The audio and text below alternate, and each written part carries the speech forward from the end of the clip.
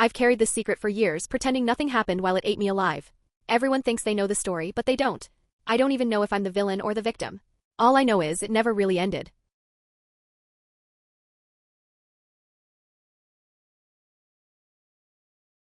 I used to be the chief surgeon who led the impossible, an 18-hour marathon surgery to separate conjoined twins at this very hospital. My name carried weight in those halls. But when I came back years later, not as a doctor but as a patient doubled over with appendicitis, none of that mattered. The moment I staggered into the ER, sweat soaking my hijab and vomit still clinging to my clothes from the taxi ride, I saw her. Nurse Brenda. Her fingers froze mid-typing the second our eyes met. She didn't greet me. Didn't ask what was wrong. She just pointed wordlessly to the far corner of the waiting room like I was an inconvenience. Every step sent a shockwave of pain through my stomach. I barely managed to sit before another family walked in, a sweet-looking older couple, and instantly Brenda called them forward, skipping right past me. Then another patient arrived. Then another. Each one whisked off while I stayed slumped in that chair, invisible. Every time her eyes skimmed the waiting room, it was like I wasn't even human, just part of the furniture. The stabbing in my gut was intensifying, twisting tighter with each breath. Finally, after hours of ignoring me, she called out, not my name, not even a ma'am. Just, the religious woman in the back. With the headscarf. The whole waiting room turned to stare. My legs trembled so badly I had to cling to the armrest to haul myself upright. She announced loudly that there were special protocols for people like me. During triage, she refused to let me sit, even though the room was tilting sideways and I was seeing black spots. I tried explaining in clear medical language that I had classic appendicitis symptoms, sharp pain in the lower right quadrant, rebound tenderness, but she cut me off. Told me I probably didn't even understand what appendicitis was. Then, to her colleague, she muttered that my kind exaggerated pain anyway. When she finally wrote down my vitals, she falsified them. My fever was 102, she scribbled 95. My body was screaming at me with every beat of my heart, but to her it was all an act. I begged for the bathroom after nearly vomiting again. She refused. 2 hours later, when she finally called me back, things got even worse. She asked for ID. I reached for my wallet, then suddenly, in front of the entire waiting room, she grabbed my hijab and yanked it off my head. Full facial verification is required, she declared, holding my hijab between two fingers like it was something dirty. My hair fell around my shoulders and I felt stripped bare. She made me spin in a slow circle while strangers watched. Nobody intervened. Nobody even whispered a word. The pain was unbearable now. When I tried to tell her, she pressed her palm directly onto the spot where my appendix was ready to burst. The scream that tore out of me wasn't voluntary, it was pure agony. I doubled over and hit the floor hard, tears flooding my face. She coldly scribbled something down and ordered me to walk laps around the waiting room to prove I wasn't faking. I managed a few steps before collapsing again, retching bile onto the floor. My body was shutting down in front of her, and she still acted like I was an inconvenience. When I whispered that I was a doctor and knew what was happening inside my body, she snapped. Brenda accused me of making terrorist threats just for saying that. Within seconds, 2 security guards grabbed me under the arms and dragged me toward the exit. Go back where you came from for treatment, she spat, right before they tossed me onto the pavement outside. The world tilted violently, my abdomen felt like it was exploding, and then, everything went dark. My old hospital ID spilled from my bag and landed at the nurse's feet. She bent down, about to dismiss it, when she read the name, Dr. Amamira Hassan. Chief of Pediatric Surgery 2015 to 2020. Her face drained of color. Oh my God, you're her. The guards froze. Another nurse gasped. The surgeon, the conjoined twin separation? Suddenly everyone was scrambling. They realized who I was, not just a patient, but the woman who once put this hospital on the map. I was rushed into surgery, but by then my appendix had already ruptured. 6 hours later, I opened my eyes in recovery. And there she was again, Nurse Brenda, standing in the doorway pale as a ghost, beside the administrator. The administrator asked if I wanted her fired on the spot. I looked at her for a long time, all the humiliation, the cruelty, the prejudice still burning in my chest. And then I said, no. Not because I forgave her. Not because I wasn't furious. But because in that moment I realized something. Brenda thought she had destroyed me. What she didn't realize was that her reckoning was only just beginning. 2 days later, I walked back through the hospital's main doors. Every step tugged at the fresh incision in my abdomen, but I refused to hunch over. I held my head high. The security guard who had physically thrown me out of here just days earlier locked eyes with me. Recognition hit instantly. His face went pale and without a word he stepped aside. I took the elevator to the 4th floor, toward the administrative offices. The hallway felt like it stretched for miles, each fluorescent light buzzing like it was whispering my name, accusing me. Staff passed me in the corridor, some staring, some nodding, others quickly averting their eyes. Everyone had heard. Everyone knew what happened in the ER. When I arrived at the office of Dr. Theodore Blackwood, the hospital's chief medical officer, his secretary looked up. The second she saw me, she bolted to her feet. She didn't even ask my name, she already knew. She whispered something through his door and within moments I was ushered inside. Dr. Blackwood rose from behind a massive mahogany desk. Silver hair, sharp glasses, tall frame, he had always carried himself with a kind of cold authority. We had worked side by side years ago when I was chief of pediatric surgery. He extended his hand. I took it, even though the movement tugged painfully at my stitches. I eased myself into the leather chair across from him. He leaned back, steepling his fingers, studying me like I was a problem that needed solving. I pulled out my phone. On it, I had photos from my recovery bed, my falsified medical chart, the hysteria diagnosis Brenda had written while my appendix was literally rupturing, the deliberate underreporting of my fever. His jaw clenched as he scrolled. He rubbed his temples. I could practically see the calculations in his head: liability, lawsuits, press coverage, the stain on the hospital's reputation. He opened his mouth, but I raised my hand. That's when I pulled a folder from my bag. Inside, written testimonies. 3 nurses. 2 orderlies. Even a patient who had sat in that waiting room. Each statement recounted the same thing: how Brenda humiliated me, denied me treatment, and had me dragged out while I was clearly in crisis. Dr. Blackwood read them one by one. His expression hardened with every page. Then he requested Brenda's personnel file. His secretary brought it in, thick, bulging. He flipped through it, and that's when his face changed. Alarm. He turned the file toward me. 3 previous complaints. All from women who wore hijabs or other religious coverings. All brushed aside as cultural misunderstandings. Every dismissal signed by the same nursing supervisor. My stomach sank. This wasn't a one-off incident. It was a pattern, enabled, protected, buried. Dr. Blackwood closed the folder and walked to the window, staring down at the parking lot in silence. The clock ticked loud and steady. Finally, he said Brenda would be placed on administrative leave pending investigation. I shook my head. That wasn't justice. Not after what she'd done. Not after the trail of suffering she left behind. I stood, the incision screaming in protest, and told him I wanted to be part of this investigation. I wanted every complaint, every name, every scrap of information. He started to object. I cut him off. I reminded him of who I was. 5 years of service to this hospital. I had trained residents who now worked across the country. I had brought prestige with my surgeries. And when it mattered most, when I was vulnerable, his staff nearly killed me because of my skin color and my headscarf. The very next morning, I arrived at 7 a.m. sharp. Brenda's shift started at 8. I stood in the lobby waiting. At 7:45 she walked in. Coffee in hand, chatting casually with a colleague. She was laughing. But then her eyes met mine. The smile died. The cup slipped from her fingers, smashing onto the floor. Hot coffee splattered across the white tiles. I didn't move. I didn't say a word. I just watched her freeze in place, pale as the walls around her. Her colleague looked confused, but Brenda knew. She knew exactly why I was there. Security approached calmly, handed her a letter. Administrative leave. Effective immediately. Her face drained as she was escorted to collect her belongings. She looked back at me once, eyes wide, but I never broke my stare. Over the next week, despite my surgeon's orders to rest, I devoted every ounce of energy to the investigation. I interviewed the 3 women who had filed past complaints. Their stories shattered me. One had miscarried after being forced to wait 6 hours. Another nearly died from an allergic reaction because Brenda dismissed her symptoms as drama. The pain in my abdomen was nothing compared to the ache in my chest hearing their voices. I compiled everything into a report, not just about Brenda, but the systemic rot that shielded her, the supervisor who buried complaints, the absence of cultural training, the lack of accountability. But Brenda wasn't going down quietly.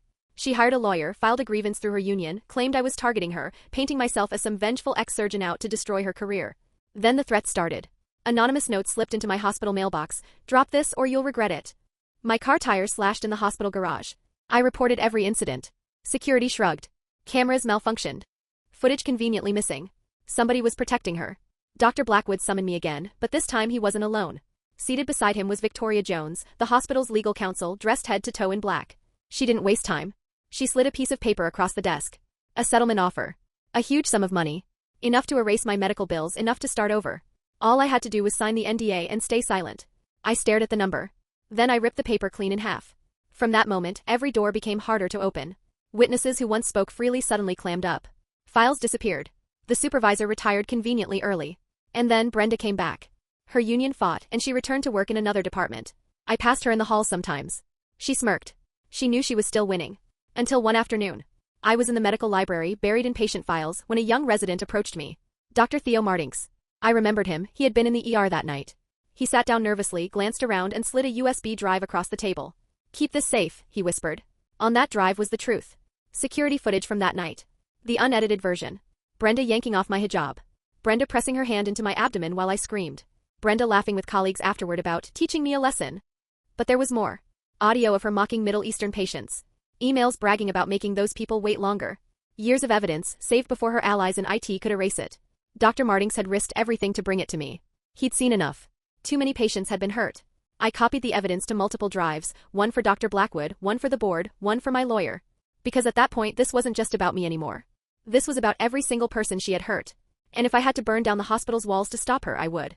3 days later, the board was scheduled to meet. And I was ready. Every shred of evidence meticulously organized, every testimony printed and tabbed, every hole in the system exposed. Brenda might have her little army of friends protecting her, but I had something she couldn't destroy forever, the truth. That morning I got to the boardroom early. The space was intimidating, top floor, floor-to-ceiling windows overlooking the entire city, a long gleaming table that reflected the sunlight like glass. I set up my laptop, tested the projector, checked and rechecked my slides. Everything had to be perfect. But when I went to open the files, they were gone. Corrupted. Every single one. Even my backup USBs were wiped clean, totally blank. Someone had gotten to them. For a moment, panic gripped my throat. But I told myself to breathe, I still had the originals at home. I picked up my phone and tried calling Dr. Martinks. Straight to voicemail. Tried his pager. Nothing. My stomach turned cold. I rushed to the residence lounge only to be told he'd been transferred across the state. No forwarding address. Effective immediately.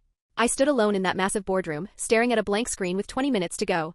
Without evidence, all I had was my word. And Brenda's smirk. That's when my phone buzzed. Unknown number. I answered and heard only heavy breathing. Then a whisper, leave now if you know what's good for you. Click. Deadline. I sank into one of the leather chairs, pressing a hand against my throbbing incision. The city stretched endlessly outside the window, but all I could think was, somewhere in this building Brenda was preparing her own defense. The doors opened. Dr. Blackwood walked in with 5 board members trailing behind him. They settled into their seats, polished shoes tapping against the marble floor. The board chair, a sharp-eyed woman in her 70s, looked at me expectantly. I explained. The corrupted files.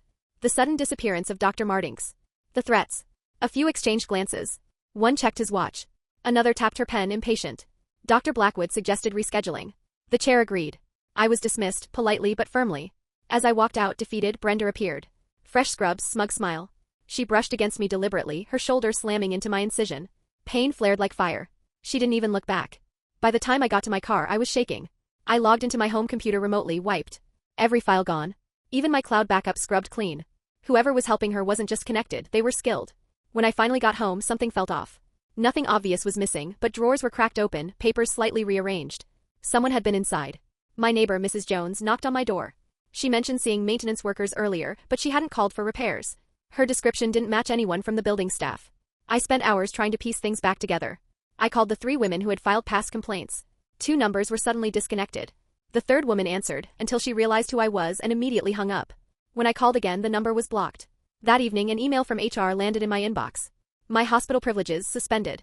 They claimed they were concerned about my mental state following my surgery. They suggested I take extended leave. Translation? They were pushing me out. I drove straight back to the hospital anyway. But the guard at the entrance wouldn't let me in. He made a quick phone call, then apologized, saying I wasn't allowed on the property.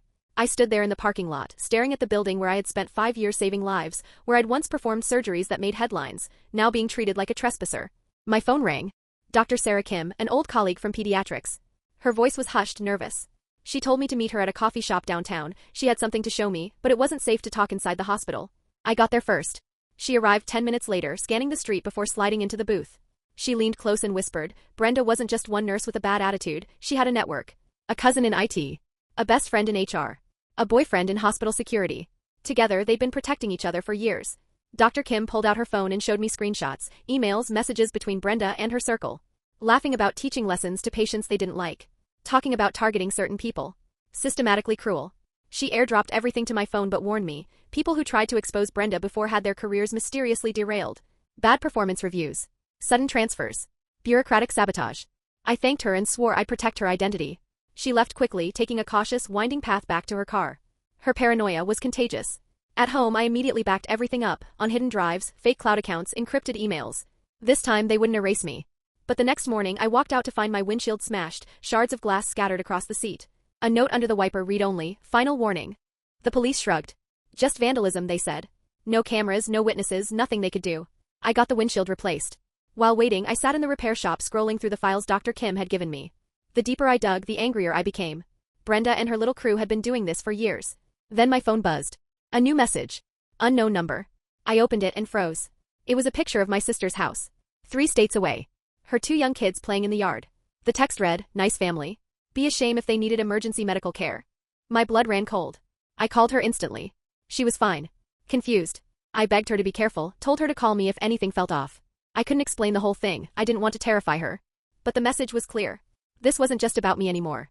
They were willing to go after the people I loved. That night, sitting in my car outside the repair shop, I weighed my choices. I could give up, sign their papers, vanish quietly. Or I could fight and risk everything. My phone rang again. Dr. Blackwood. But this time not from his office. From his personal line. His voice was tense, low. He asked me to come to his home that evening. He said he'd started his own digging. And what he found disturbed him.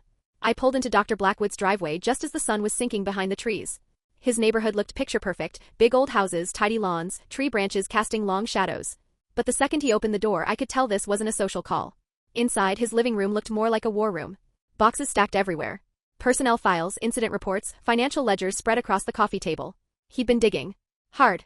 What he showed me made my blood run cold. Brenda's cousin in IT had been altering patient records, changing arrival times so it looked like victims of her discrimination had walked in later than they actually had. Fabricated timestamps to protect her lies. Her HR friend? Not just dismissing complaints. Destroying them. Shredding originals, rewriting sanitized versions, 3 years of cover-ups. And her boyfriend in security? Editing video footage. Not simply deleting it. No, he was rewriting history, splicing footage, rearranging sequences to make it look like incidents had never happened. And then came the kicker, financial fraud. Overtime records falsified, timesheets rubber-stamped by each other, thousands siphoned out of hospital funds. Dr. Blackwood had physical evidence, paper trails, signed approvals, system logs. Things Brenda's network couldn't just scrub with a keystroke. But he warned me, taking this to the board would be dangerous. They'd already threatened him. They weren't above destroying anyone who stood in their way. We worked late into the night, piecing together every document, copying records, building a case so airtight it would be undeniable. By midnight, I left his house carrying a box of evidence. That's when I noticed the car. Parked half a block down. Engine idling, lights off. As I pulled away, it followed. My grip tightened on the steering wheel. I made random turns. It stayed on me. Then it accelerated, slamming into my rear bumper. My car spun, hit the curb, crunched against a mailbox. The airbag exploded, knocking the wind out of me. By the time I could see again, the other car was gone. Neighbors rushed out. Someone called 911. Police, ambulance, the whole scene. I refused medical treatment. I couldn't let go of that box. Gave a statement, but with no license plate, no description, the cops just shook their heads. My car was totaled. I Ubered home, clutching the evidence like it was oxygen. But when I got to my apartment, my front door was cracked open. Inside, everything was trashed. Drawers yanked out, papers scattered, shelves emptied. They'd been searching, hunting for this box. But they didn't find it. Because it never left my side. The police came again. 2 calls in one night. They admitted it looked bad, but still, no suspects, no leads, no evidence. They suggested I stay somewhere else. I packed a bag and fled to a hotel. Paid cash. Fake name. Deadbolt the door and shoved a chair against it. My phone buzzed non-stop, Dr. Blackwood checking on me, Dr. Kim worrying about my suspension, my sister panicked because I'd called her earlier in terror and then vanished. I texted them all, I'm fine. Then I powered off my phone and ripped out the battery. The next morning, pounding at my hotel door jolted me awake. Security, a voice said, claiming there'd been complaints about suspicious activity in my room. I froze. That wasn't how hotel security operated. I grabbed the documents, shoved everything in my bag and climbed out the bathroom window. It was only 1 story down, but the landing tore at my incision. Didn't matter. I kept running. I needed somewhere safe. Someone Brenda's web of protection couldn't reach. Then I remembered Dr. Martinez. Retired last year. Lived an hour out on a farm. He'd always said, if you ever need anything, call me. So I did. He and his wife welcomed me in immediately. Coffee on the table, concern in their eyes as I spilled everything. The threats, the cover-ups, the car ramming, the break-ins. His wife, a former nurse, nodded grimly. Dr. Martinez offered me their guest room. Out here, unexpected visitors were noticed. Plus, he had security cameras around the property. For 2 days, I worked non-stop, spreading evidence across his kitchen table, organizing it into a bulletproof case. Martinez used his decades of experience to point out violations that would hit the hardest. His wife explained how Brenda's crew had twisted hospital protocols for their own gain. On the 3rd day, Dr. Blackwood called Martinez's landline. His voice was sharp, urgent. The board had scheduled an emergency meeting. Brenda's crew had gotten greedy. Their fake overtime claims had tripped an automatic audit. External auditors were on their way, people Brenda couldn't manipulate. This was our shot. The night before the meeting, I returned to the city. Stayed at a different hotel closer to the hospital. Spent hours rehearsing my presentation, reviewing every document until my eyes burned. The next morning, I arrived early. The parking lot was packed, board members, auditors, staff. Security at the entrance tried to block me, citing my suspension. But Dr. Blackwood appeared and with a wave of his hand I was in. He'd officially listed me as his consultant for the investigation. As we walked through the halls, heads turned. Whispers followed. Everyone knew something was about to go down. Outside the boardroom I saw them, Brenda, her cousin from IT, her HR friend. Huddled together, whispering frantically. When Brenda spotted me, her face twisted with rage. Her cousin held her back. She looked like she wanted to rip me apart right there in the hallway. Inside, the air was electric. 5 board members on one side of the long table. 3 auditors on the other. Dr. Blackwood and I at the end. The chair called the meeting to order. The auditor spoke first. Preliminary findings, $40,000 in fraudulent overtime. Systematic manipulation of records. Missing documents. The room grew heavier with each revelation. Then it was my turn. I opened the box. One by one I laid out the evidence, incident reports, witness statements, text messages, screenshots. Pages proving 3 years of deliberate discrimination and corruption. The falsified chart from my own ER visit. The testimonies of women who had miscarried, who had nearly died. The paper trail of prejudice and fraud. The auditors scribbled notes. Board members flipped pages, their faces grim. The silence was broken only by the sound of paper rustling. Finally, the chair asked if Brenda wanted to respond. The doors opened. Brenda walked in with her lawyer. She denied everything. Called my evidence fabricated. Claimed this was a vendetta, born out of my emotional instability after surgery. But the auditors weren't buying it. They pressed her. Why did the payroll records show thousands in fake overtime? Why were patient complaints shredded? Why were timestamps altered? Brenda stammered. Her cousin faltered. Her HR friend had tears in her eyes. Their excuses crumbled under scrutiny. The board called a recess. Through the glass doors I saw Brenda and her crew arguing, frantic. Her cousin waving his arms. The HR friend crying. When the meeting resumed, Brenda's lawyer tried to stall, invoking union rights, refusing further questions. But it was too late. The evidence spoke louder than any denial. The board voted unanimously. Full investigation. All implicated parties suspended immediately. Law enforcement notified. Brenda's face turned ashen as the words landed. Her empire of protection, her cousin, her HR friend, her boyfriend, was collapsing around her. As the meeting adjourned, she stormed toward me. Her lawyer tried to restrain her, but she broke free, standing inches from my face. Her eyes burned with pure hatred. She hissed, low and venomous, "This isn't over. You'll regret this. I know where you live. I know where your family lives." Her lawyer dragged her away, but her threats hung in the air like smoke. Dr. Blackwood walked me to my car, assuring me security would be on alert, that police had been notified. But I knew one thing for certain. Brenda was right about one thing. This wasn't over. Brenda's power didn't vanish overnight, but it cracked, and once the cracks spread, everything she'd built collapsed. Without her network shielding them, her so-called allies were exposed one by one. Some slipped quietly out the back door with their resignations. Others were fired outright. The culture of silence that had allowed this nightmare to exist for years was finally crumbling. When the board offered me a formal position, I accepted, but only on my terms. I would report directly to the CEO, have full authority to investigate complaints, and be given a dedicated budget for training programs. They agreed to everything. They needed someone untouchable, someone credible. Walking back into that hospital on my first official day felt surreal. The same corridors where I'd once been ignored, humiliated, dismissed, now staff stopped to greet me, to ask for guidance. The entire power dynamic had shifted. I wasted no time. We launched an anonymous reporting system where patients and staff could submit complaints without fear of retaliation. Every single one was investigated. No more lost paperwork, no more cultural misunderstandings. Mandatory training sessions rolled out across the hospital. From janitors to surgeons, everyone attended workshops on cultural sensitivity and patient equity. We even brought in patients from diverse backgrounds to share their experiences face to face. For the first time, people really listened. Of course, not everyone welcomed the changes. Some grumbled about political correctness, some resisted oversight, and a few chose to transfer elsewhere rather than adapt. Honestly? Good riddance. As for Brenda's former protectors? The cousin in IT eventually landed in prison for fraud, his career in healthcare tech obliterated. The HR friend lost her certification, blacklisted from the field entirely. Even Brenda's boyfriend in security couldn't find work once the full scope of the cover-ups came to light. Meanwhile, I built something new. A patient advocacy program staffed by volunteers from every corner of the community. They helped bridge cultural gaps, guided patients through intimidating medical jargon, and made sure no one was ignored because of who they were or how they looked. Complaints dropped. Patient satisfaction rose. For the first time in years, the hospital felt safe. Eventually, the media moved on. New scandals replaced ours in the headlines. But the reforms we put in place didn't fade, they spread. Other hospitals began reaching out, adopting our model. What had begun as one night of injustice was turning into a movement. Brenda herself? She served 2 years before being released early for good behavior and overcrowding. She's barred from healthcare now. Last I heard, she's folding clothes in a retail store across the country. Sometimes I wonder if she ever feels guilt. If she ever lies awake replaying the lives she harmed. But then I remind myself it doesn't matter. What mattered was dismantling the system that allowed her to thrive in the first place. I split my time now, half in the OR, half leading reform. My scalpel saves lives, but so do my policies. And slowly, the hospital's reputation has healed. Our staff is more diverse. Our patients feel safer. But I'll never forget that night in the ER. The searing pain. The humiliation. The moment I thought my life was ending because someone decided I wasn't worth saving. That memory will always be my fuel. Every new safeguard we put in place, every family who walks away feeling heard and respected, it all traces back to that moment. My sister turned her fear into strength too. She became an advocate in her own community, educating others about healthcare discrimination. Together, we turned trauma into purpose. Yes, there was a settlement. Yes, it gave me security. But the true victory? Knowing that Brenda's network can never be rebuilt, that patients will never again be silenced the way I was. The scars from my emergency surgery faded long ago. The emotional scars? Those took longer. But even they became a kind of map, marking where I had been broken and where I rebuilt stronger. Today, my story is part of every hospital orientation.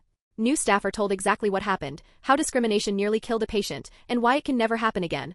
Years later, I'm still here. Still fighting. Still ensuring that no patient, no family ever goes through what I endured. The hospital that almost took my life became the place where I found my true calling. Not just as a surgeon who saves lives, but as an advocate who protects them. And that transformation? It's complete. If you enjoyed today's drama, just imagine what's waiting in the next one. Hit like, subscribe, and let's go find the next train wreck together. Thanks for watching.